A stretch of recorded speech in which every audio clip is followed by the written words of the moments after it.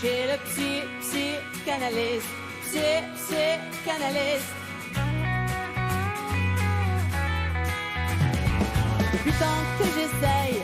Alors en ce moment, on parle beaucoup de l'intelligence artificielle et dans le domaine médical, eh bien, les avancées sont assez impressionnantes, voire même exceptionnelles. Aujourd'hui, l'intelligence artificielle pourrait même nous aider à nous libérer de certaines addictions, Christelle. Oui, absolument. Vous savez maintenant que l'intelligence artificielle a investi le monde médical, en particulier dans l'imagerie avec la détection précoce de certaines tumeurs.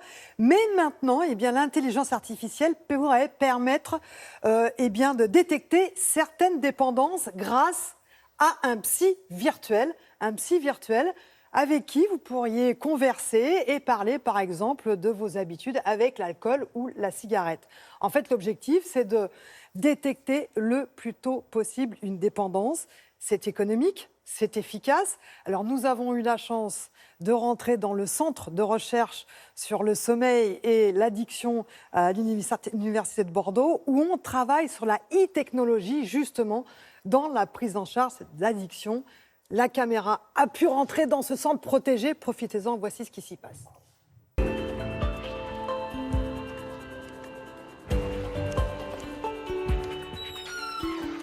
Ici, nous sommes dans le laboratoire sommeil, addiction, neuropsychiatrie de l'Université de Bordeaux et nous étudions notamment des agents animés, des agents conversationnels qui peuvent interagir avec des êtres humains et notamment des patients.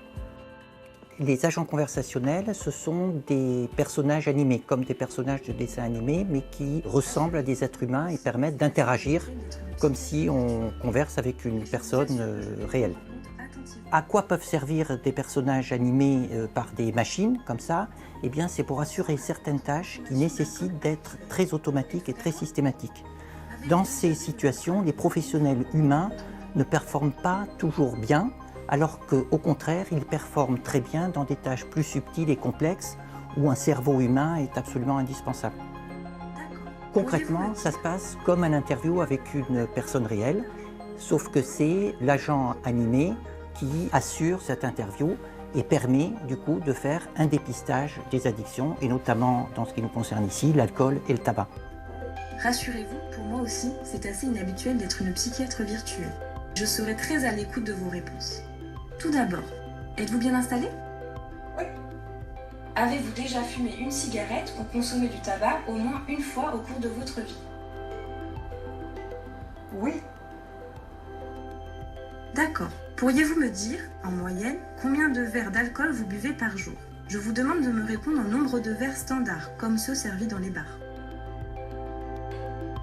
Nous avons développé cet agent et nous avons étudié sa fiabilité en comparaison d'un interview avec un être humain. Nous avons pu montrer, ces résultats ont été publiés il y a quelques mois, que ces agents animés pouvaient avoir un résultat meilleur qu'avec un être humain, notamment pour des sujets comme les addictions, où il y a parfois un jugement, les gens ont un sentiment de gêne, de honte, qui est renforcé dans un interview avec une personne réelle et qu'ils disent ne pas avoir, d'être plus à l'aise avec un interview fait par un personnage animé. Je vous souhaite une bonne journée, à bientôt peut-être. On a l'impression quand même qu'on emmène pas l'âge. Hein.